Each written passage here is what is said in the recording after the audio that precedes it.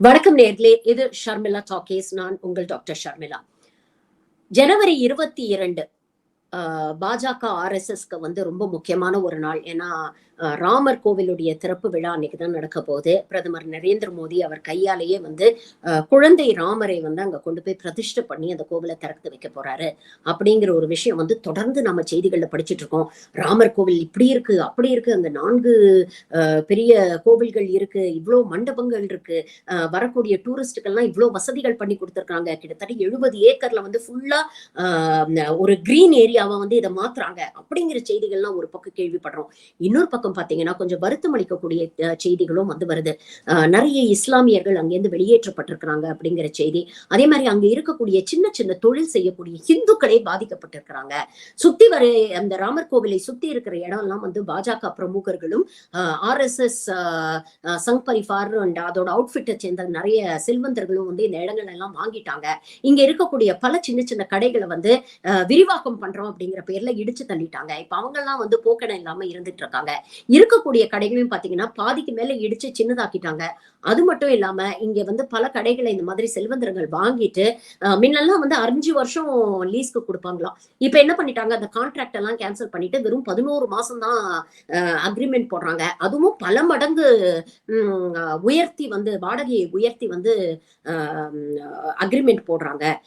இதெல்லாம் எப்படி நாங்க சமாளிக்க போறோம் தெரியல. எங்க வாழ்வாதாரமே இன்னைக்கு கேள்விக்குறியா நிக்குது.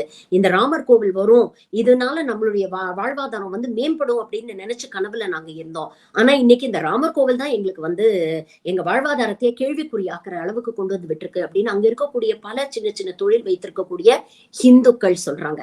இவங்க எல்லாரும் யாருன்னா, இதே ஆர்எஸ்எஸ் பாஜக பாபரி மஸ்ஜிதை இடிக்கும் பொழுது கை தட்டி வேடிக்கை பார்த்த அதே இந்துக்கள் இன்னைக்கே கஷ்டப்பட்டுட்டு இருக்காங்க. பாஜகவுக்கு ஓட்டு போட்டவங்க இன்னைக்கு இந்த ராமர் கோவில்னால இவ்வளவு கஷ்டப்படுறாங்க. இப்படி பல பேருடைய வாழ்வாதாரம், நம்பிக்கை இதெல்லாம் செதைச்சிட்டு அவங்களுடைய வருத்தத்திலையும் கண்ணீர்லயும் ஒரு கோவிலை வந்து கட்டும் பொழுது இது எந்த அளவுக்கு வந்து உண்மையிலேயே மத நல்லிணக்கத்தை விரும்புவர்கள், கடவுள் மேல நம்பிக்கை இருக்கிறவங்களே கூட எல்லாரும் நம்ம சகோதர சகோதரிகள் தான், எல்லாரும் ஒற்றுமையா இருக்கணும்னு நினைக்கக்கூடிய உண்மையிலேயே கடவுள் நம்பிக்கை இருக்கக்கூடிய இந்துக்கள் பெரும்பாலானரும் இதுக்கு வந்து ஒரு 100% சந்தோஷப்படுவாங்களா அப்படிங்கிறது ஒரு பெரிய கேள்விக்குறி.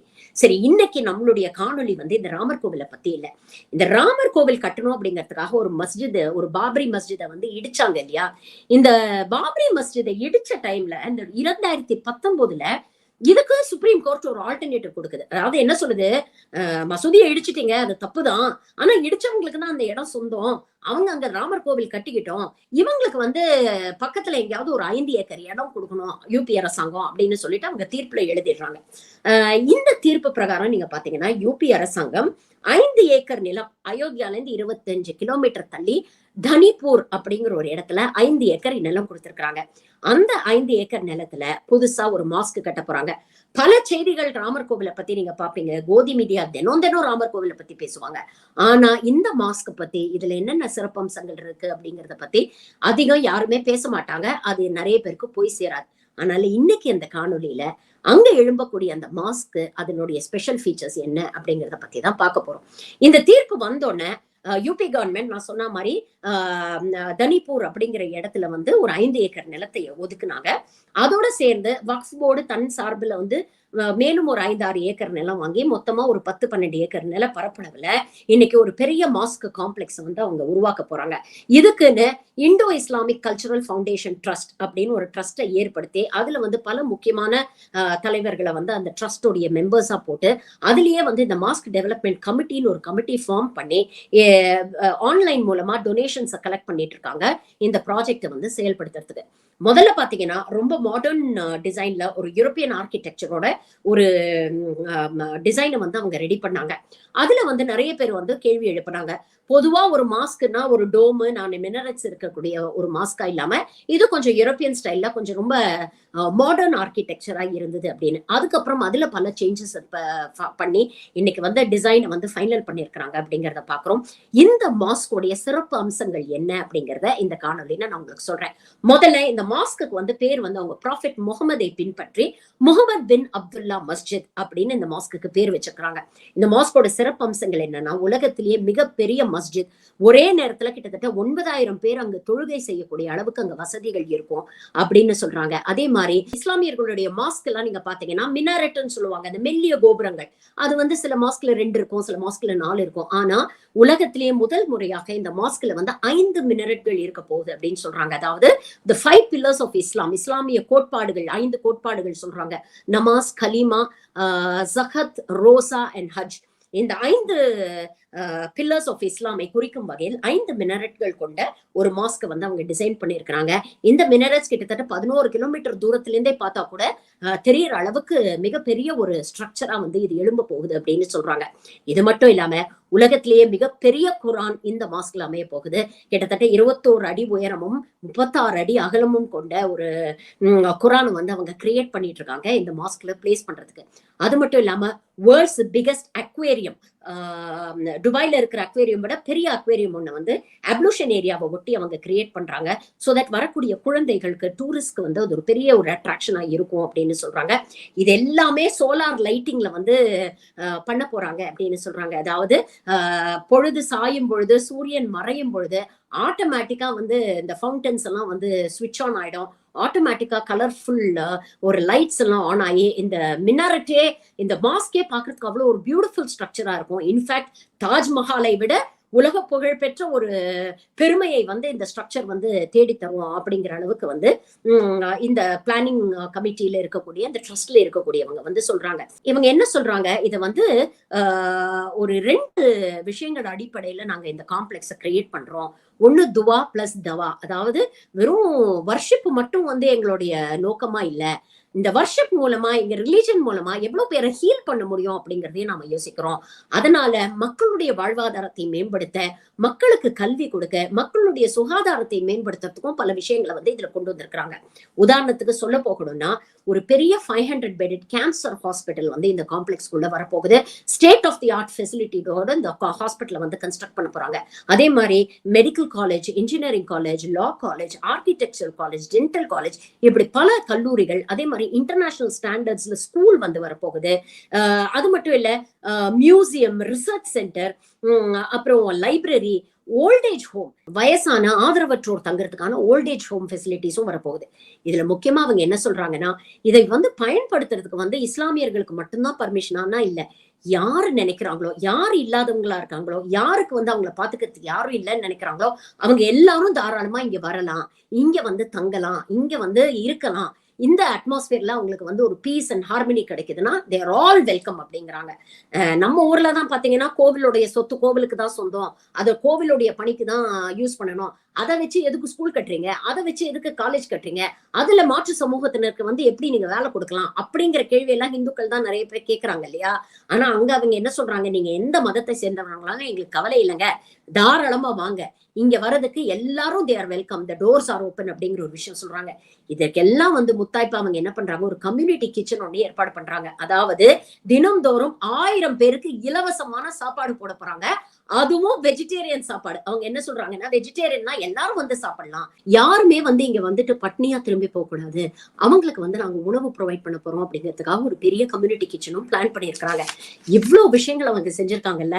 இது எல்லாத்துலயும் ஒரு சிறப்பு அம்சம் என்ன தெரியுமா, இந்த மாதிரி ஒரு இடத்தை கொடுத்துட்டாங்க, இங்க வந்து பாபரி மஸ்ஜிதை இடிச்சதுக்கு இங்க மறுபடியும் மீண்டும் ஒரு மாஸ்க் எழுப்ப போறாங்க அப்படிங்கிற செய்தி வெளியில வந்ததும் அந்த ட்ரஸ்ட்ல இருக்கிறவர் வந்து ஒரு காணொலியில சொல்றாரு, இந்த செய்தி வெளியில வந்தோடனே பெரும்பாலும் எங்களுக்கு ஆன்லைன்ல டொனேஷன் கொடுத்ததுல கிட்டத்தட்ட 70% இந்துக்கள் தான் எங்களுக்கு அதிகம் கொடுத்திருக்காங்க.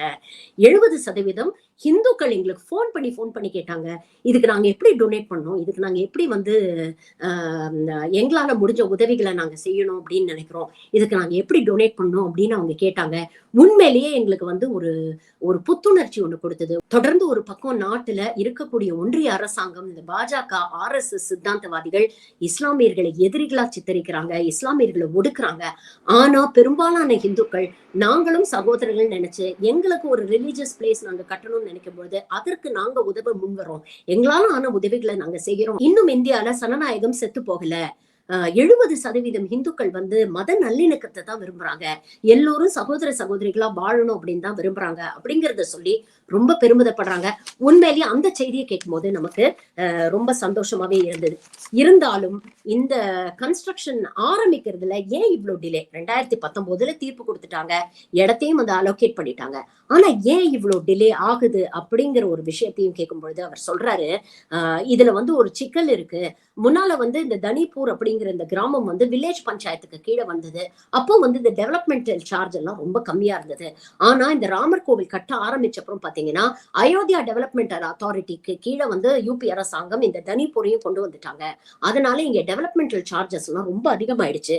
அதனால எங்க கிட்ட இருக்கக்கூடிய ஃபண்டை வச்சு நாங்க நினைக்கிற அளவுக்கு வந்து இதை பண்ண முடியாது அப்படிங்கும் பொழுது கூடுதலாக எங்களுக்கு நிதி தேவைப்படுகிறது. அப்போ அந்த நிதியை திரட்டும் முயற்சியில் நாங்க இருக்கிறோம் அப்படிங்கிறதுனால நாங்க வந்து இன்னும் கன்ஸ்ட்ரக்ஷன் ஆரம்பிக்கல. இந்த மீன் டைம் யூபி அரசாங்கத்தை, யூபி முதல்வர் திரு யோகி ஆதித்யநாத்தை நேர்ல நாங்க சந்திச்சு எங்களுக்கு இதுல ஏதாவது கன்செஷன் கொடுங்க, இல்ல இந்த பஞ்சாயத்து ரேட்லயே வந்து எங்களுக்கு டெவலப்மெண்டல் சார்ஜஸ் போடுங்க அப்படிங்கிற ஒரு ரிக்வெஸ்ட வந்து நாங்க முன்வைக்க இருப்போம். இந்த ராமர் கோவில் இனாகிரேஷன் முடிஞ்ச கையோட இதை நாங்க செய்யறதா இருக்கோம்.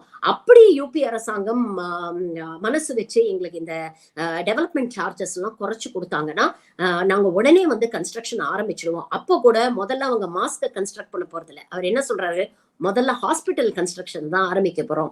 ஹாஸ்பிட்டலை கட்டி முடிச்சு ஓபிடி எல்லாம் ஃபங்க்ஷன் ஆனதுக்கு அப்புறம் கோவில நாங்க நிதானமா கட்டிக்கிறோம். ஆனா முதல்ல வந்து ஹாஸ்பிட்டலையும் இந்த கம்யூனிட்டி கிச்சனையும் முடிச்சிட்டோம்னா மக்களுக்கான ஒரு உபயோகமான ஒரு விஷயத்த வந்து சீக்கிரம் ஆரம்பிச்சு ஒரு திருப்தி, ஒரு சந்தோஷம் வந்து எங்களுக்கு இருக்கும் அப்படின்னு ஒரு விஷயத்த வந்து பதிவு பண்றாரு.